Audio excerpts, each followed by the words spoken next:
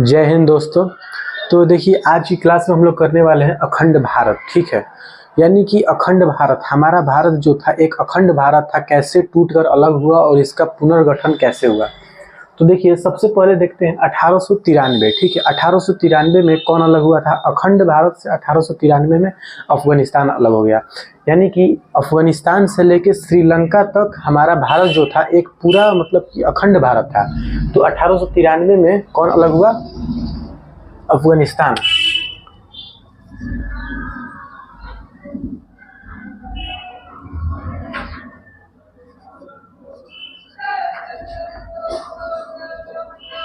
अफगानिस्तान जो था 1893 में अलग हो गया, यानी कि भारत का पहला टुकड़ा कौन हुआ? अफगानिस्तान। उसके बाद देखिए 1935 में दूसरा टुकड़ा हुआ, किसका? म्यांमार।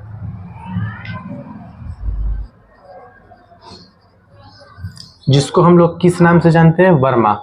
म्यांमार को किस नाम से जानते हैं? वर्मा। पहले इसको किस नाम से जाना जाता था? वर्मा। तो 1935 में म्यांमार अलग हो गया, यानी कि अखंड भारत का पहला टुकड़ा हुआ अफगानिस्तान, दूसरा टुकड़ा हुआ म्यांमार, और अखंड भारत का तीसरा टुकड़ा हुआ पाकिस्तान, जो कि मुस्लिम संख्या के विभाजित हुआ। देखिए 1947 में पाकिस्तान अलग हो गया, यानी कि अखंड भारत का पहला टुकड़ा अफगानिस्तान, दूसरा टुकड़ा म्यांमार और तीसरा टुकड़ा पाकिस्तान। ठीक है,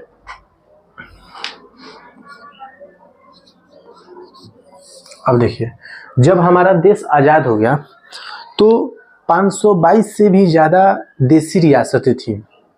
ठीक है, तो यानी कि प्रिंसली स्टेट।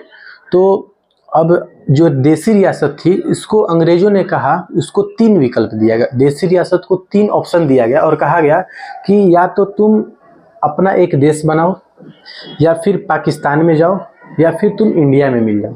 3 विकल्प दिया। तो 522 से भी ज़्यादा प्रिंसली स्टेट को मिलाकर एक फेडरेशन बनाना बहुत ही मुश्किल था। तो सरदार पटेल जी को एक जिम्मेदारी के रूप में दिया गया, कहा गया कि आप एक फेडरेशन कंट्री जो है इसको छोड़िए और एक आप यूनियन बनाइए। आप क्या बनाइए? एक यूनियन बनाइए। तो सरदार पटेल के साथ देने वाले सरदार पटेल ने खुद वीपी मेनन और माउंटबेटन सभी रियासतों को मिलाकर एक कंट्री बना दिया गया, यानी कि यूनियन बना दिया गया। लेकिन 3 ऐसे राज्य थे, हैदराबाद, जूनागढ़ और जम्मू कश्मीर। हैदराबाद जो था, हैदराबाद का जो निजाम थे, इन्होंने कहा कि हम पाकिस्तान में जाना चाहेंगे। हैदराबाद का जो निजाम थे वो बोले कि हम पाकिस्तान में जाना चाहेंगे। लेकिन सरदार पटेल ने पुलिस की वर्दी में सेना भेजा और ऑपरेशन पोलो, इसको क्या कहते हैं? ऑपरेशन पोलो। ऑपरेशन पोलो की वजह से ये हैदराबाद को भारत में मिला लिए। उसके बाद जूनागढ़, जूनागढ़ जो था वो गुजरात का रियासत था, ये भी पाकिस्तान में जाना चाहता था, लेकिन सरदार पटेल जी ने जनमत संग्रह कराकर इसे भी भारत में मिला लिया। ठीक है, उसके बाद लास्ट बचता है जम्मू कश्मीर। जम्मू कश्मीर जो था ये इसका कहना था कि न हम भारत में जाएंगे न ही हम पाकिस्तान में जाएंगे, हम एक अपना अलग देश का निर्माण करेंगे और हम वहीं रहेंगे। तब तक पाकिस्तानियों ने इन पर क्या किया? हमला कर दिया, और ये सोचे कि अब हम नहीं बचेंगे। इसीलिए इन्होंने क्या किया? तुरंत गया नेहरू जी के पास और जाकर तुरंत एक साइन कराए। नेहरू जी ने इनसे, सरदार पटेल जी ने इनसे साइन कराया और 26 अक्टूबर 1947 को इसे भी भारत में मिला लिया गया। इस तरह से हुआ था अखंड भारत का विभाजन, और उसके बाद क्या हुआ? इसको पुनर्गठन। तो इसको उतार लीजिए। तो देखिए अब जो स्टार्ट होगा सबसे मेन चैप्टर, यानी कि टॉपिक मान लीजिए कॉन्स्टिट्यूशन, जिसमें कि सबसे पहला चैप्टर है 1। चैप्टर 1 में लिखा गया है यूनियन एंड इट्स टेरिटरी। ठीक है, अब देखिए कॉन्स्टिट्यूशन क्या होता है, सबसे पहले ये समझ लेते हैं कॉन्स्टिट्यूशन क्या होता है। यानी कि अगर हमारे देश में मान लीजिए कुछ भी होता है, कैसे राज्य चलेगा, किस गलती पर क्या सज़ा मिलनी चाहिए, या फिर कुछ भी होता है, तो जिस बुक में ये सब चीज़ों का जो लिखा हुआ है वो सब है संविधान, यानी कि उसी को क्या बोलते हैं? कॉन्स्टिट्यूशन। अब देखिए आर्टिकल 1 में,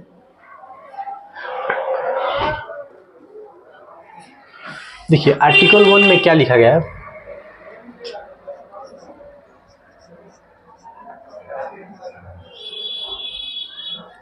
टोटल चैप्टर होते हैं 22 इसमें, ठीक है। सबसे पहला चैप्टर है union and it's territory. Chapter 1 में 4 भाग होते हैं, ठीक है, यानी कि 4 टॉपिक। आर्टिकल 1,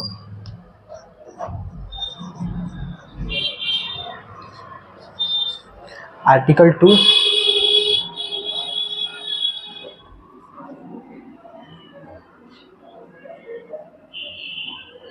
आर्टिकल 3 और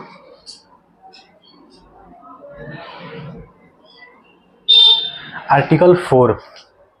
अब देखिए, आर्टिकल 1 में साफ साफ लिखा है कि अगर कोई भी, आर्टिकल 1 में 3 आएगा, एक आएगा कॉन्फेडरल, फेडरेशन और यूनियन। आर्टिकल 1 में साफ साफ लिखा गया है कि भारत क्या है, राज्यों का संघ है, ये कभी भी अलग नहीं हो सकता है। आर्टिकल 1 में 3 आया, कौन कौन, फेडरेशन,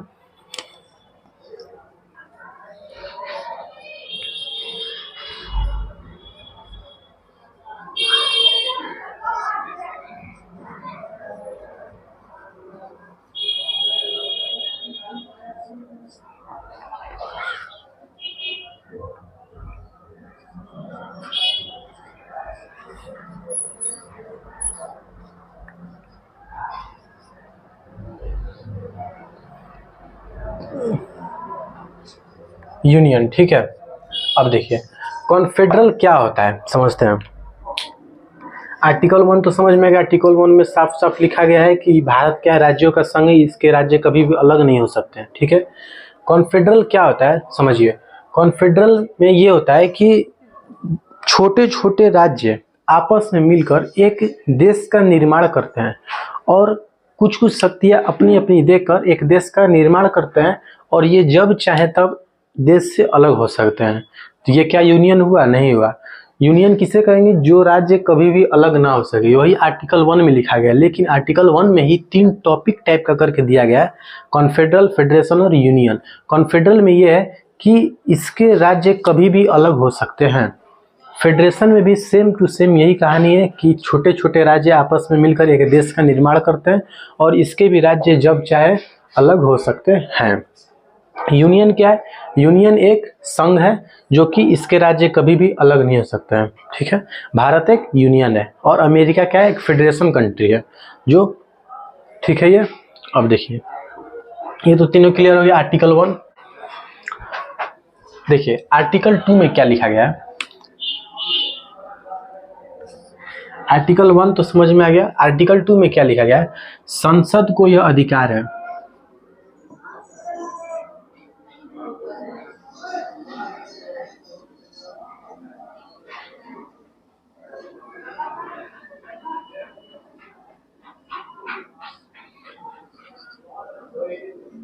अगर, संसद को यह अधिकार है कि अगर भारत से बाहर कोई भी राज्य है और वो भारत में मिलना चाहता है,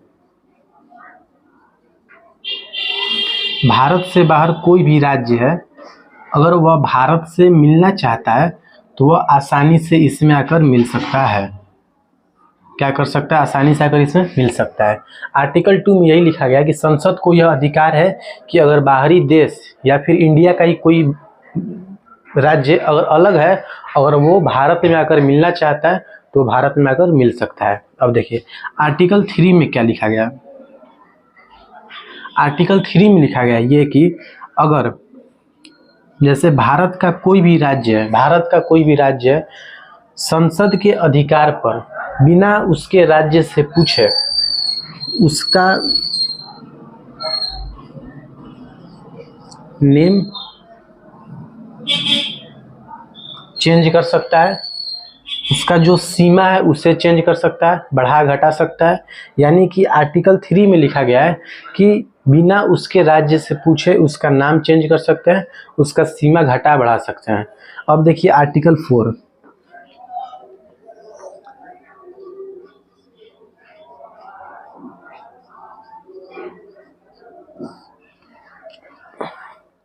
आर्टिकल 4 में लिखा गया है कि जब संसद आर्टिकल 2 और आर्टिकल 3 पर काम करेगी, यानी कि आर्टिकल 2 जब संसद किसी को जोड़ेगी, ठीक है, किसी राज्य को जोड़ेगी या फिर किसी राज्य को तोड़ेगी, तो इसमें प्रेसिडेंट से